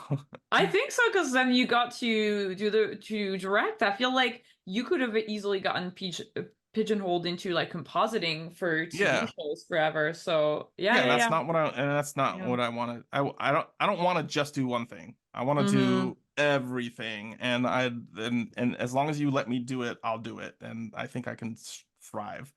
But I think transitioning to regular production is very difficult unless you're just a networker or you have proven yourself in some way. Like, and that sucks to say that, because it's like, if you have raw talent, you just need the project to do it on. You're just gonna have to do it yourself and show that your raw talent is there. And so, or just like, you know, intern somewhere. Like Channel 101 does internships every semester, so we kind of introduce you to the world and kind of make you make a pilot, make a show for the show, stuff like that. So, and we give you like equipment and stuff. So if you're interested in that, you could just write to I think Channel 101 Network at gmail.com and apply for internships.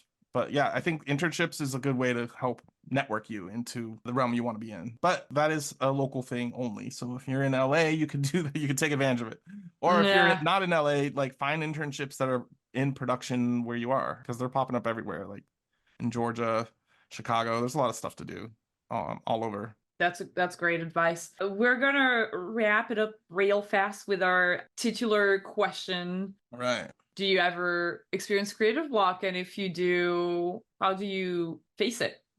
how do you conquer it? Oh my God. So yeah, I my biggest creative block is the writing process.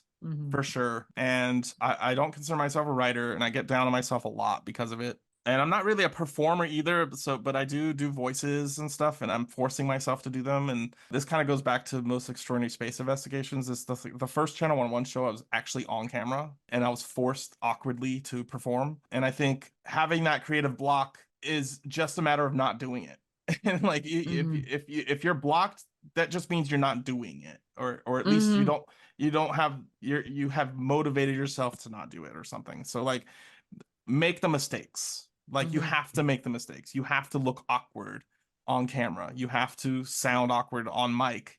You have to draw Yeah. awkward things. You have to make mistakes and drop a light stand and break it in front of a bunch of people before you learn not to. Like you Mm. really do have to make those mistakes and get rejected and like embrace it and integrate that, just like evil, like integrate the rejection into you, because this world is full of rejection and nobody wants to hear from you unless you're somebody special, and you can't be somebody special until you prove that you're special. It's a weird world. It's so It's like true. I have feel to like come with success, which is stupid. I think about that a lot, about like this industry is so tough because you have to go through so much rejection and so much failure before you get to success. And Mhm. yeah, that's a great way to say it. And I think Channel 101 definitely taught me that rejection, because there is a monthly rejection process, whether you didn't get into the show at all or the audience didn't like what you made. And you just have to Oh try again yeah. the next month. So force yourself to do it and force yourself to embrace the rejection. Expect the Yeah. rejection, because your first thing is not going to be good. That's Yeah. almost like stand-up comedy for animators. Yeah, Like if you have a Mm, it's live true. audience that often. Like an open mic for filmmaking. Yeah. that was so fun. That was such a great episode. Thank you so much for coming on. Absolutely. It was great. It was fun to be on. And with that, that's the end of this creative block. Savan, thanks for being our guest and sharing your story. Absolutely. I don't have the script up right now, but I'm just gonna wing it. So follow us on CRTV Block on everything, and check out more episodes on all the different places that we post it. We're posting on Newgrounds, Spotify, YouTube, all that kind of good stuff. Big thanks to Abuka for editing our shorts, Clem for editing the podcast, and our producer Marco for making the ship run smoothly. Yeah, if you love our show, you can support us on Patreon. Becoming a patron gets you early access to interviews and access to our Discord community. Another great way you can support us is by interacting with our content, like, subscribe, comment. All these great things helps us move our content up the algorithm and get more people to find out about our show. Click the link in the description of this episode to follow Savan on his socials and to see our Patreon. I've been your host, V. And I was Sean. Keep being creative, and we'll see you next week. Bye. Bye. Bye.